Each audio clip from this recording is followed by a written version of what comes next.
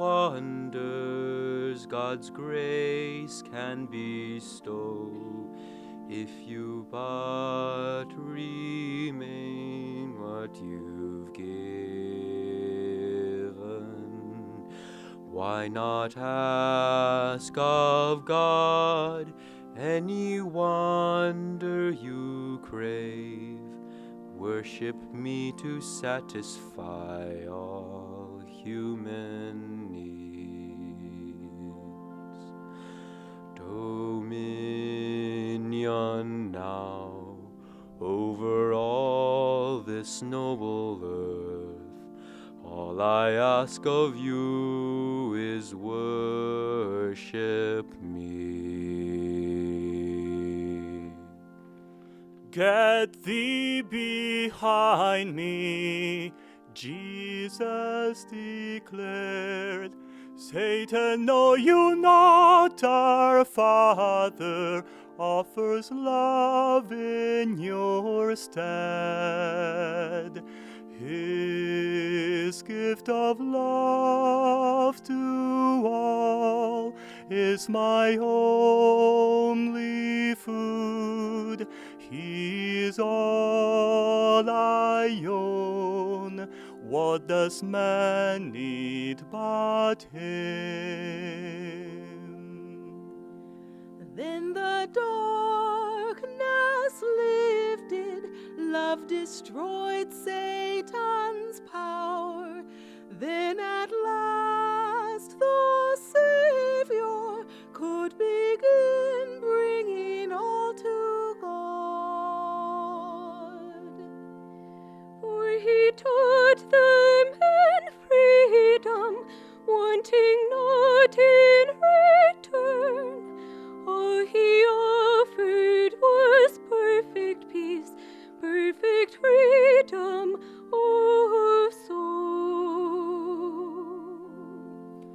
God is all I love. He is all there is. Wise is he who says, I am wholly his. God is all I fear. Lo, my throne of power, shaken by his love, was destroyed in that hour. Throughout all the world, a new spirit was born. Jesus brought to men's hearts hope for those steeped in sin. God is all I love. He is all there is. Jesus brought Wise is to he who men's says, I am wholly his.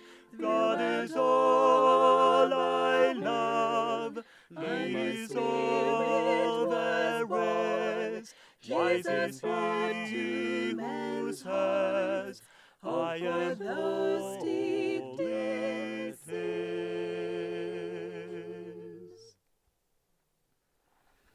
I'm reading from Rays of the One Light. These are weekly commentaries on the Bible and Bhagavad Gita. This week is, Does God hide the truth? Truth is one and eternal. Realize oneness with it in your deathless self within. The following commentary is based on the teachings of Paramahansa Yogananda. In last week's reading, we saw that the great masters themselves counseled discretion in the dissemination of truth. The counter-argument is sometimes made, but the Lord doesn't hide. He reveals his beauty in the sunsets, his tender sympathy in the rain, his wrath in the thunder, his restless energy in the brooks, his power in the sunlight. There are exoteric truths, and there are also esoteric truths. There is that which is revealed impersonally and left up to us to interpret, such as the thunder and our perception of it as divine wrath, the rain and our perception of it as God's sympathy. But behind even God's most open expressions, there lies impenetrable mystery. The wind blows where it wills, said Jesus in chapter 3 of the Gospel of St. John. You hear the sound of it, but you do not know where it comes from or where it is going. So is everyone who is born of spirit. And Sri Krishna says in the 9th chapter of the Bhagavad Gita, by me the whole vast universe of things is spread abroad. By me the unmanifest. In me are all existences contained, not I in them. God's hidden reality cannot be understood by the reasoning faculty. India's Sankhya philosophy states frankly, Ishwar Ashiddha, God is not provable. A willingness to seek the underlying reality behind the appearances is essential for those who would know God. Thus, through Holy Scripture, God has spoken to mankind. Om, Om, Om.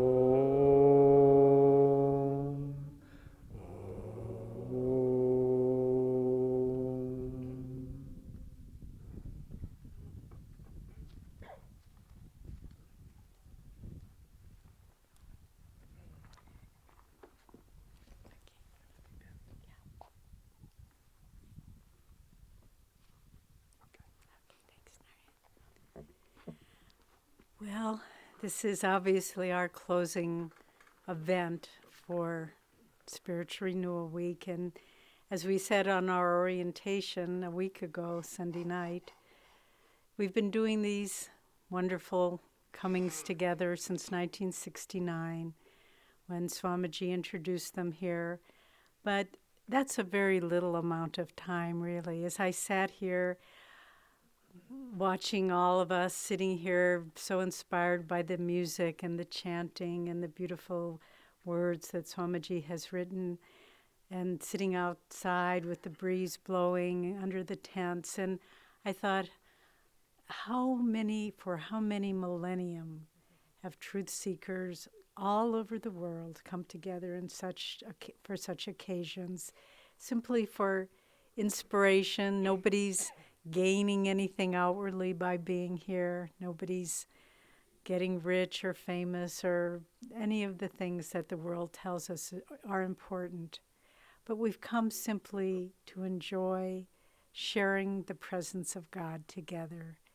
And it's just such a joy every year to do this. It resets our inner compass so that we remember what life is for.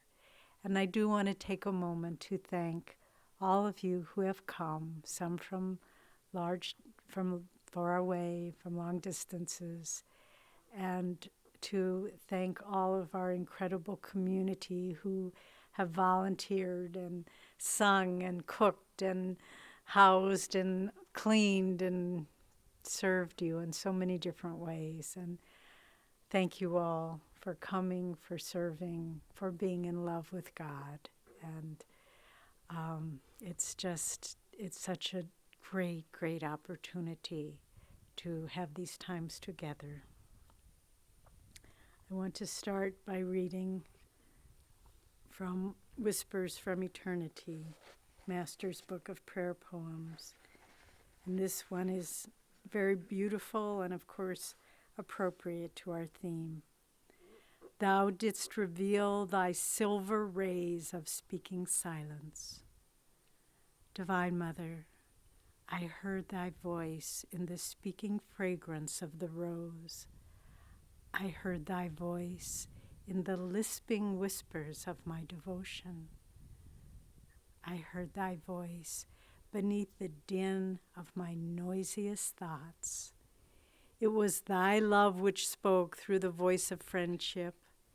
I touched thy tenderness in the softness of the lily. O Divine Mother, Break through the dawn and show thy face of light. Break through the sun and show thy face of power. Break through the night and show thy mooned face. Break through my thoughts and show thy face of wisdom. Break through my feelings and show thy face of love.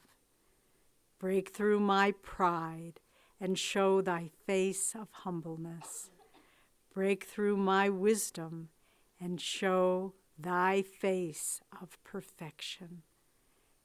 As I call to thee in the wilderness of my loneliness, thou didst burst through the dawn to greet me with thy joy.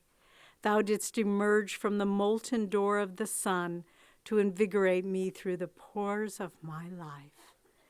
Thou didst tear away the night of my ignorance to reveal thy silver rays of speaking silence.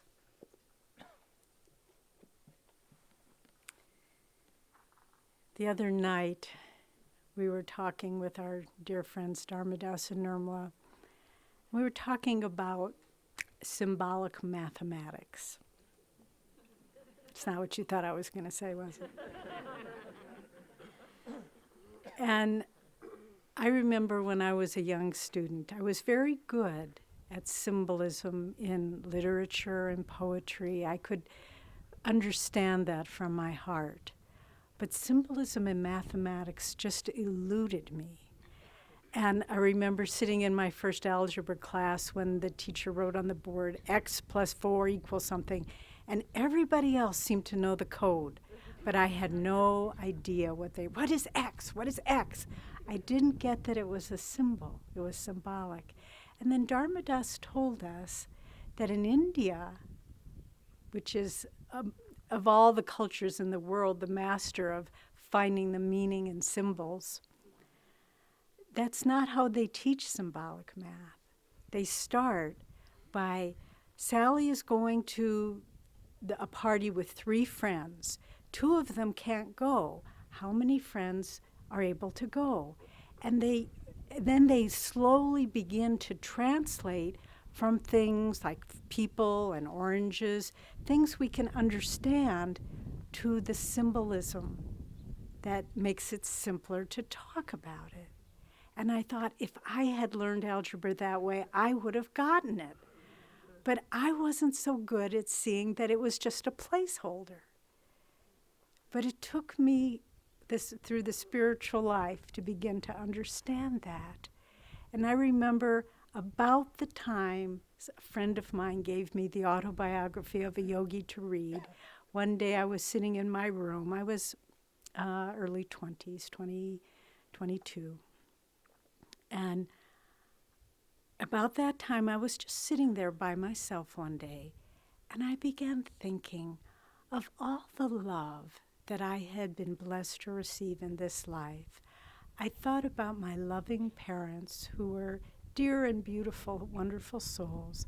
I thought about my brother, and cousins, and dear friends, and teachers, and playmates, and my mind kept getting bigger and bigger and bigger until I realized that it was just one love that was being expressed through all those outward forms. They were the placeholders, but that wasn't what it was about. It was about the love, the same love expressed in different expressions, through a mother, through a father, through a brother, through a friend. And I sat there, and a long time went by. When I looked at the clock, it was several hours, and all I could feel was that love that had come to me in this life in all those different forms. And as I say, it was about that time that someone gave me Autobiography of a Yogi to read. But that was the precursor. When I think back about it now, that was Master's way of saying, I'm coming. And I've come to you in many forms that you cherished, but now I'm coming to you in the form of your guru, and through that love, I will bring you to freedom. And so it is in our own lives.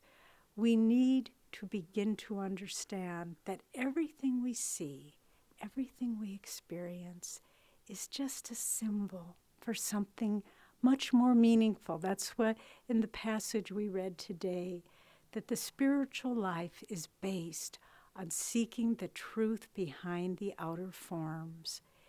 And we've been talking this week a lot about Dwapara Yuga, the age of energy, the challenges and the advantages of living in such a time.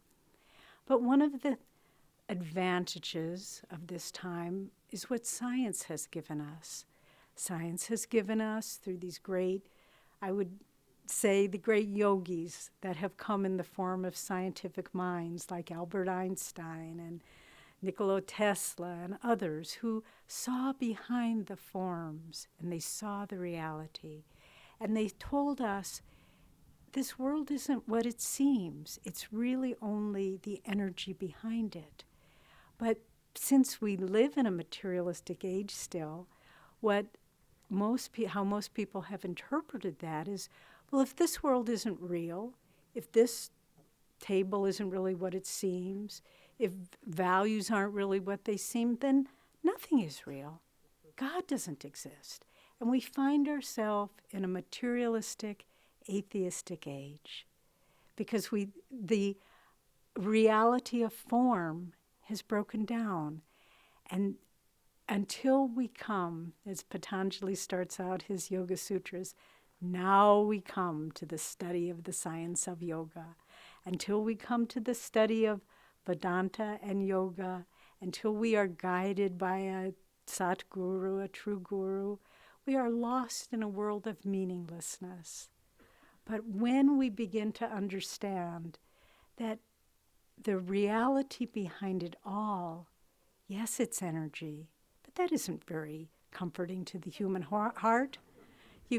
Some dear friend comes up to you and says, I love being with you. And you think, oh, you're just energy. That doesn't comfort the human heart. What comforts the human heart is that behind it all, it's consciousness. And that consciousness, yes, it's vast, it's infinite, but it's also extremely, infinitely personal. Once someone asked Master, if God is infinite, if he is in the farthest star, how could he possibly care about what happens to me? And Master answered in his great wisdom, your concept of infinity is too small. Yes, God is infinitely large, but he is also infinitely small. And he knows your merest thought. He knows every shade of joy and sorrow that each one of us have experienced in this life. And so this world is not just random movement of particles. This world is benign and loving consciousness that's guiding us and showing us how to find who we really are. Now, how do we connect with this consciousness? We can't do it with the mind. It's only through the practice of meditation and the development of our intuitive perception that we begin to see behind the form of everything. And we begin to know it and understand it. So often, when I was a little girl, my mother was a very beautiful and pure soul.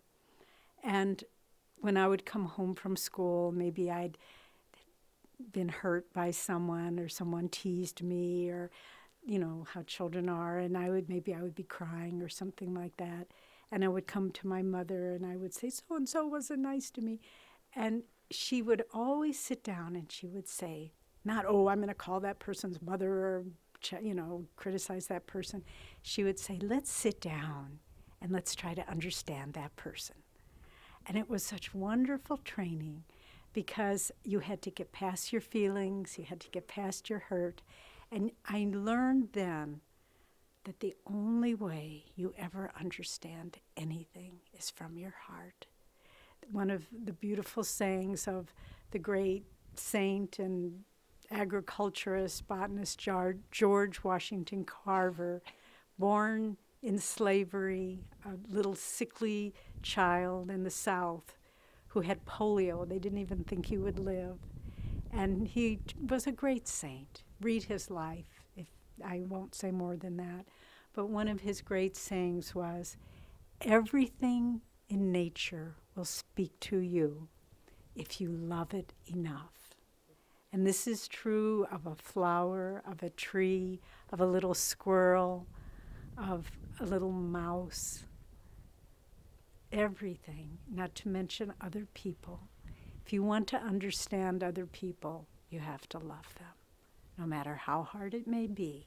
That's the only key that opens up understanding, is the wisdom of the heart. And in Autobiography of a Yogi, in our class the other day, we were talking about that magnificent chapter in Experiencing Cosmic Consciousness, in which Sri Yukteswar taps Master on the chest, and that moment in this lifetime for which he was waiting. He goes into cosmic consciousness, and he feels himself a part of the farthest galaxy, a part of the most distant star, and then having gone beyond any limitation of time or space, Master brings it all home, and he says, I realize that the center of all creation was a point of intuitive perception in the human heart. All of it comes from here, a point of intuitive perception in the human heart. Christ said, you look low, do not look here, or low, look there, for the kingdom of God is within you. And this is what we need to understand as we go forth from this beautiful time we've shared together, Spiritual Renewal Week. How do we go forward back to our daily lives? Well, Master gave us a little hint of it in that chapter, too. You all remember what happened. As soon as the experience withdrew, Sri Yukteswar handed him a broom, and he said, let's go sweep the porch. And he said, I realized he was teaching me a balanced life. We have much to do in this world. As high as our spirits soar, we still have to serve in this world as long as we are in a physical body. But as we go forward, and this is the first year, very often when we talk at the end of Spiritual Renewal Week, we're advising people how to make the transition from being here to go out to the city. Well, in 2 days, Jyotish and I and Swamiji and a number of others are going out to Los Angeles for an extended period of time. So I'm saying this to myself as well. How do we keep this experience? The other day, I love it here. I love the trees and the grass and the dust and the dirt. I love it all. And the mosquitoes, everything. And I was going for a walk on a little forest path, and there was this little manzanita tree. And I just came up to it, and I just held one of the leaves, and I said, wait for me. Don't go away. But what are the changes? What are the things that we need to look at as our life goes forward from this point in time to the next?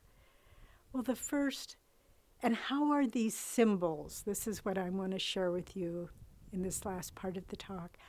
What are the experiences that we face in our daily life that are challenging, that are merely symbols of God's presence? Well, one is change. Life is change. From this point here, we're all together in a unified body. Come the end of the service, it all begins to move into other forms. But just as we sang that chant this morning, let nothing disturb thee, nothing affright thee. All things will change, but God never changes. And so we need to see behind all the changes of life. We're well, we're sick, we're young, we're old, we're weak, we're strong, or alive or dead. Behind all these changes, there is the unchanging consciousness of God. It never changes. So when things seem difficult, oh no, don't let that happen. It's already happened. It's happened in God's dream. And you've already gone through the transition of it. You've lived through it and you're fine. And so whatever may come to you in your life, when you start resisting change, just think, it's just to remind me of God's changelessness. And then another thing that happens, I know for me, Jyotish and I bought a little GPS unit, a little, driving down on the freeways in Los Angeles, but I can well imagine anxiety and tension and fear. Santa Monica Freeway, here I come. But what is behind anxiety and fear? We all have it. We have it in a million different ways, and it's unique and beautiful for each one of us.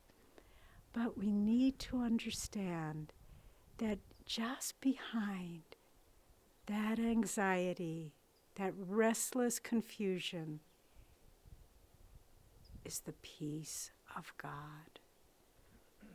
One of my favorite passages in metaphysical meditations, and I read it often. God is peace. Resign yourself to the infinite peace within you. Not accept it, not remember it. Resign yourself to the infinite peace within you. God is the ever-new joy of meditation. Resign yourself to the infinite love within you. And so when we get fearful, when we get anxious, resign yourself that you are peace. These things are just symbols. They're symbols of the ripples, the changing, shifting patterns on the surface of the sea, the sukha dukkha dham, the unending waves of pain and pleasure. But beneath it all is the changeless peace of God. And then finally, there's loneliness. The fear of being alone. Someone was talking to me recently, and they said, I know and they were discouraged, and they were struggling with health issues. And they said, I fear that I'll just die alone. And of course, thought crosses all of our minds. Where will I be? Where will I be at that moment? Will I be alone? Will there be a loving friend? Will I be on a street corner surrounded by strangers? But we need to understand, if you can, and if you can do this, it will free you from such suffering and such torment. As Master said, we come into this world alone. We play with the symbols of friends and family for a while, but then we leave alone. Make friends with that loneliness. It's where peace resides, nowhere else. And we can run away from that loneliness. We can fill it with hollow laughter and superficial friendships and distractions. But I know in my own life, the more I can face the peace and the eternal nature of the aloneness of my own soul, the more free I am. Master said, the guru-disciple relationship is the alone coming to the alone.